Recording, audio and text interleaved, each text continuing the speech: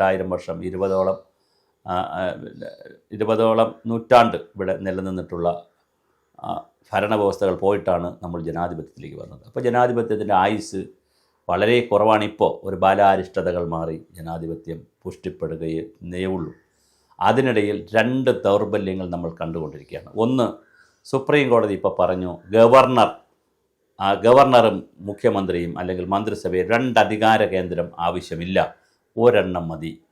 അത് ജനാധിപത്യത്തിൽ ജനങ്ങൾ തിരഞ്ഞെടുത്ത ഭരണകൂടമാണ് വേണ്ടത്, ഗവർണർ അല്ല.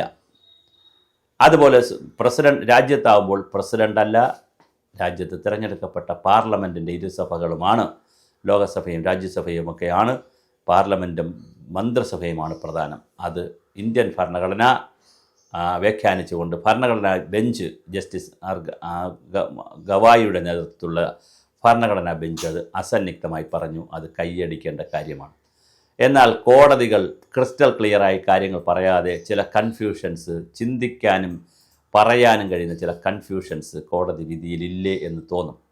തമിഴ്നാട്ടിലെ ചില ബില്ലുകൾ തടഞ്ഞു വച്ചതുമായി ബന്ധപ്പെട്ടുള്ള കേസിലാണ്, രാഷ്ട്രപതിയുടെ റെഫറൻസും മറ്റ് കാര്യങ്ങളൊക്കെ വന്ന ഒരു വിഷയത്തിലാണ് സുപ്രീം കോടതി അഭിപ്രായം പറഞ്ഞത്.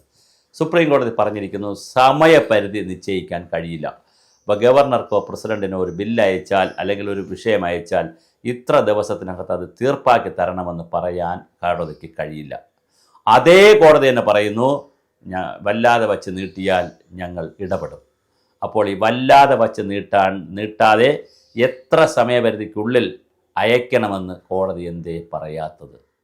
അല്ലെങ്കിൽ രണ്ടും കൂടെ എങ്ങനെ ശരിയാവും? കടലും കടലാടിയും പോലെ മോരും മുതിരയും പോലെ ഒരു വശത്ത് പറയുന്നു സമയപരിധി വെക്കാൻ കഴിയില്ല, മറുവശത്ത് അതേ ജഡ്ജ്മെൻറ്റ് ടീമിൽ തന്നെ പറയുന്നു നിങ്ങൾക്ക് അനന്തമായി നീട്ടിക്കൊണ്ട് പോയാൽ കോടതി ഇടപെടും. അപ്പോൾ അതിൻ്റെ മിഡ് ടേം അല്ലെങ്കിൽ മിഡ് ഇയർ അല്ലെങ്കിൽ മിഡ് പീരീഡ് എപ്പോഴാണ്? എത്ര വർഷം കയ്യിൽ വച്ചേക്കാം? ഒന്നാമത്തെ ചോദ്യം.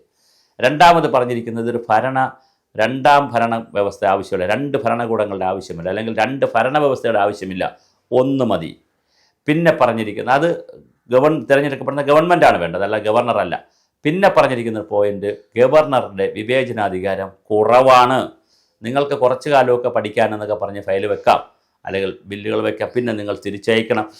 2 പ്രാവശ്യം അസംബ്ലി പാസ്സാക്കി അല്ലെങ്കിൽ പിന്നെ ബില്ലുകൾ ഇങ്ങോട്ട് വരികയാണെങ്കിൽ ക്യാബിനറ്റും അസംബ്ലിയൊക്കെ പാസ്സാക്കി ബില്ലിങ് തന്നാൽ പിന്നെ നിങ്ങൾക്ക് അതിനകത്ത് വലിയ റോളില്ല എന്ന് പറയുന്നു, ഒപ്പുവയ്ക്കൽ റോൾ മാത്രമേ ഉള്ളൂ എന്നാണ് കോടതി പറയുന്നത്.